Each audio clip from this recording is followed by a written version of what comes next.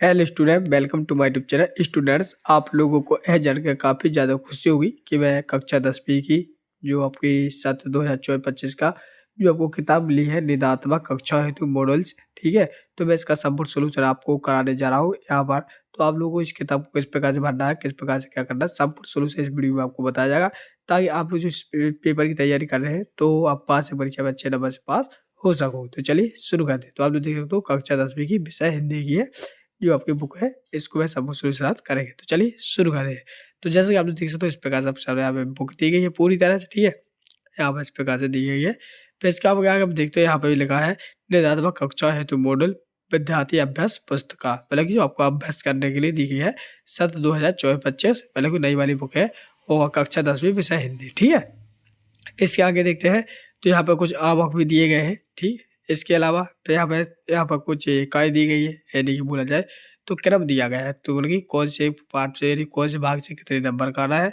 और जो टोटल बनता है आपको टोटल यहाँ पर नीचे आ जाता है, यानी कि पूरा पूर्णांक रहेगा 75 नंबर का, ठीक है। और यहाँ पर आप लोग देख सकते हो नोट जैप है कि पिछले के बाद 1 से 5 तक आपके बच्चों प्रश्न रहेंगे, जो कि आपके 1 नंबर के होंगे, ठीक है। और फिर आपके जो 2-2 नंबर के रहेंगे, 3-3 नंबर के, 4-4 नंबर के प्रश्न आएंगे। तो वो आपके मोस्टिंग के आधार पर यहाँ पर कुछ दिए गए हैं, ताकि आपको पूरी तरह से समझ में आ सके। चलिए, तो आप लोग सामने यहाँ पे यहीं से शुरू करेंगे, तो आपको यहाँ से किताब भरना है, जहाँ पर आप लोग देख सकते हो। यहाँ पे लिखा आप लोग सामने यहाँ पे इकाई, एक मिनट मैं यहाँ पे पेन से ले लूँ, आ जाए। तो यहाँ पे लिखा है इकाई 6 अपठित बोध गद्यांश एवं काव्यांश। तो इसमें आप लोग सामने यहाँ पे इकाई 6 है सप्तम, तो यहाँ पे आप लोग अपठित गद्यांश पढ़ेंगे, काव्यांश करेंगे। इसमें आप लोग कुछ नहीं करना पड़ता है, जो आपके सामने यहाँ पे गद्यांश रहते हैं उन गद्यांश को पढ़ना है और क्या आंसर लिखना है। तो चलिए शुरू करते हैं। तो सबसे पहले हम लोग इस गद्यांश को पढ़ेंगे, तभी हम इसके आंसर बता पाऊँगा, ठीक है? और आपको समझाऊँगा किस प्रकार से आंसर लिखना है। नहीं तो फिर आप लोग सामने यहाँ पर कन्फ्यूजन गलत हो जाएगी, वो आप लोग गलत आंसर लगा लेंगे। तो चलिए, तो यहाँ पर लिखा है एक संस्कृत व्यक्ति किसी नई चीज़ की खोज करता है, किंतु उसकी संतान को वह अपने पूर्वज से ही अनायास ही प्राप्त हो जाती है।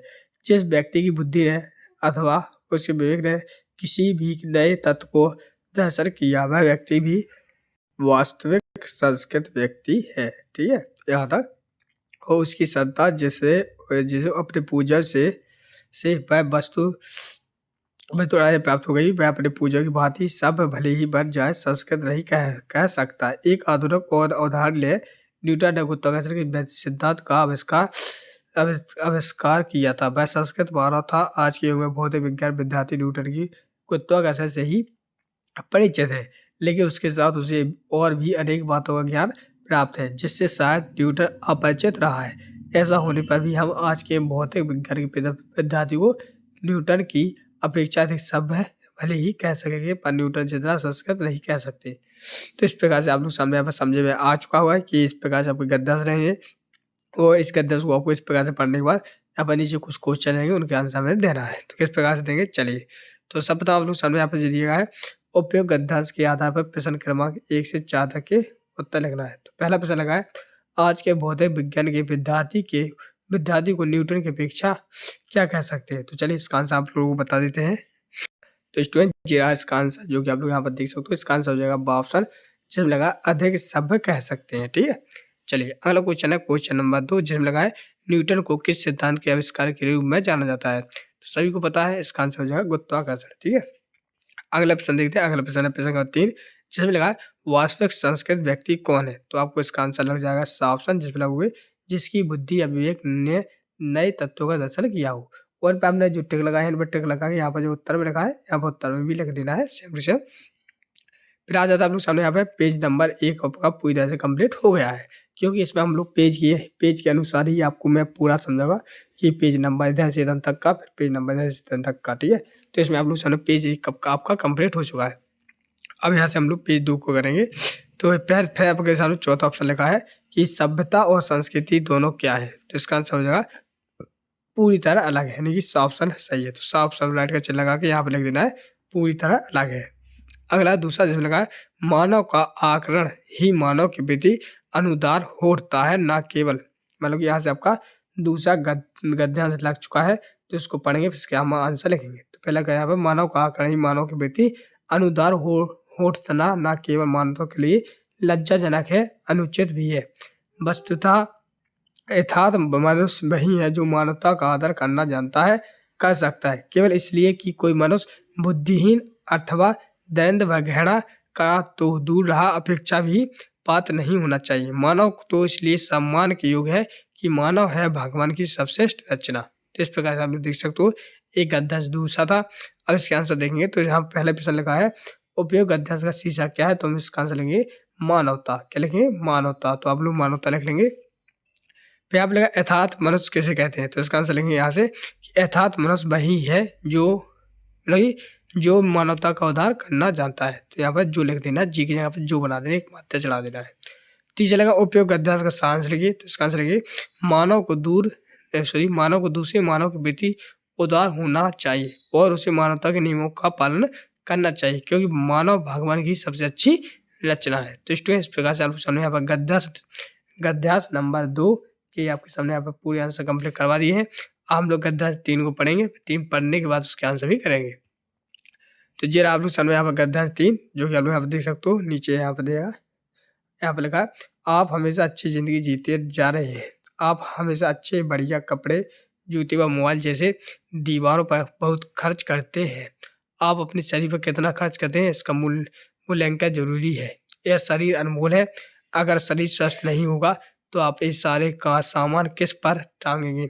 अतः स्वयं का स्वस्थ रहना सबसे ज़रूरी है एवं स्वस्थ रहने में हमारे खान-पान का सबसे महत्वपूर्ण योगदान है। तो आप लोग समझ सके होंगे कि ये गद्यांश किसके ऊपर दिया गया है। तो आप लोग समय गद्यांश 3 का हम आंसर देखेंगे। तो पहला प्रश्न लगा उपयोग गद्यांश उचित शीर्षक क्या है, तो सभी को पता हो गया है। उचित शीर्षक हो जाएगा स्वास्थ्य का महत्व। ये स्वास्थ्य का महत्व हो जाएगा सही आंसर है। तो स्टूडेंट ये आंसर लिख लेंगे आप लोग वीडियो को रोक कर। फिर इसके आगे आ जाता है अनमोल क्या है, तो इसका आंसर लेंगे कि हमारा शरीर अनमोल है। ये दूसरे का आंसर हो जाएगा। तीसरा शुद्ध असली शब्दों के विलोम शब्द लिखिए। तब लोग ना शुद्ध का हो जाएगा शुद्ध और असली का हो जाए नकली। जी आपके विलोम हो जाए। विलोम आप लोग जानते हैं, विलोम उल्टे माने जाते हैं।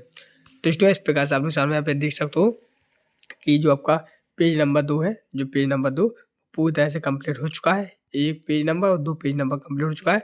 हम लोग पेज नंबर 3 को करेंगे। तो पेज नंबर 3 पे आप लोग सामने यहाँ पर चौथा गद्यांश दिया गया है, जिसको हम पढ़ेंगे उसके आंसर भी लिखेंगे।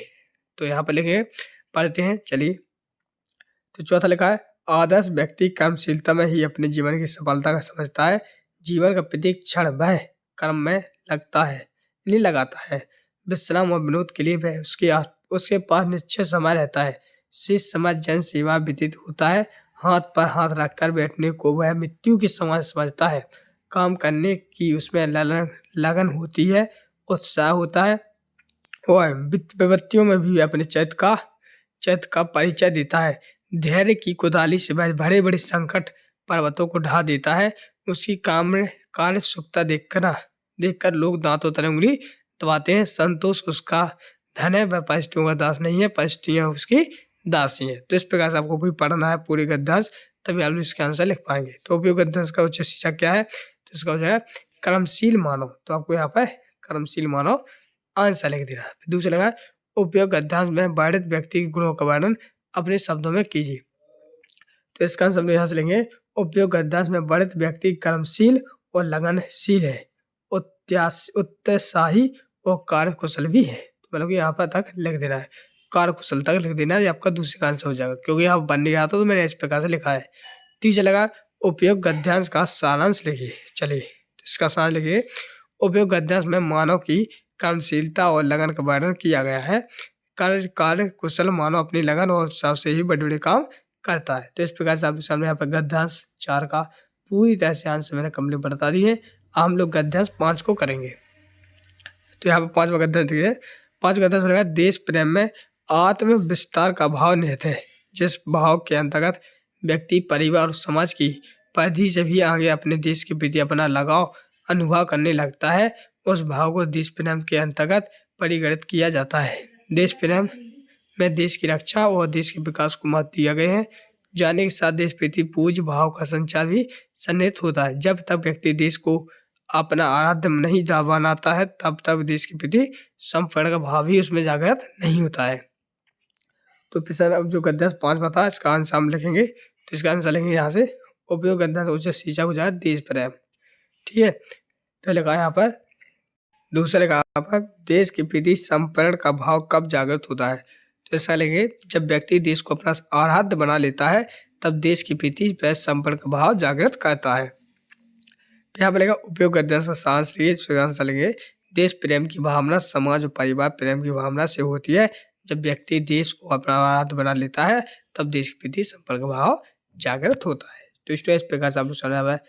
5वां गद्यांश का भी आंसर मैंने अपने सामने कंप्लीट करा दिए हैं। आप लोग गद्यांश 6 को देखते हैं। तो गद्यांश 6 पे आप लोग सामने दिया है राष्ट्रीय भावना। ठीक है, चलिए इसको पढ़ेंगे। तो इसको यहाँ से पढ़ते हैं। राष्ट्रीय भावना में सौर भाव का अपना विशिष्ट स्थान होता है। सौर भाव का विशिष्ट स्थान होता है। राष्ट्र गौरव का बखान और उसकी रक्षा का प्रबल भाव जिस कविता व्यक्त होता है, उस वीर भाव को सौर के अंतर्गत गिना जाता है। सौर का भाव आत्म गौरव से परिपूर्ण होता है। हिंदी कविता के सुदीर्घ इतिहास में इस भाव की प्रतिष्ठा प्राय सभी युगों में होती रही है। आदिकाल से आधुनिक युग तक किसी न किसी के रूप में सौर और देश प्रेम का भाव जागृत रहा है। तो ये प्रश्न 6 गद्यांश है। तो 96 गद्यांश का आंसर देंगे। तो इसका लगा उपयोग गद्यांश का जो शीर्षक लिखे, तो यहाँ पर जाएगा सौर भाव। ठीक है, और सौर भाव क्या है? तो इसका आंसर लेंगे राष्ट्र गौरव का बखान और राष्ट्र गौरव की रक्षा का प्रबल भाव ही सौर भाव है। अब उपयोग गद्यांश का सारांश लिखना है, तो लेंगे राष्ट्रीय भावना में सौर भाव का विशिष्ट स्थान है। राष्ट्र गौरव की भावना उसकी रक्षा करने का प्रभाव ही सौर भाव है। इस भाव की प्रतिष्ठा सभी युगों में रही है। तो इस प्रकार से आपके सामने यहाँ पे गद्यांश 6 के पूरे आंसर कंप्लीट हो जाते हैं, जो कि आप लोग वीडियो को रोककर लिखते जाएंगे। हम 7वां देखते हैं। 7वां है आप लोग सामने 7वां गद्यांश, जो कि लिखा है हमारी जीवन शैली में कंप्यूटर और इंटरनेट का दखल इस कदर बढ़ता जा रहा है कि संभव है कि आने वाले समय इंसान कंप्यूटर और कंप्यूटर इंसान बन जाएगा। कंप्यूटर विशेषज्ञ और लेखक कबीर कुजरबील ने भविष्यवाणी की है कि सन 2029 तक कंप्यूटर और इंसान में तमीज कर पाना मुश्किल हो जाएगा और सदी के अंत तक वे सर्वथा के रूप में हो जाएंगे। तो हम लोग गद्यांश 7 का आंसर देंगे। इस प्रकार उपयोग गद्यांश का शीर्षक, तो लिखे कंप्यूटर और मनुष्य और इंसान के कंप्यूटर बन जाने से या समाज को क्या खतरा है? तो लिखे इंसान के कंप्यूटर बन जाने से उनमें संवेदना और नैतिकता का भाव खत्म हो जाएगा।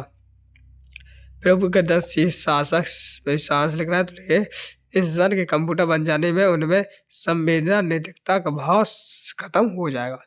तो इस प्रकार से आप लोग इसका आंसर लिखेंगे। वीडियो गुरु का पूरे आंसर लिख लीजिए।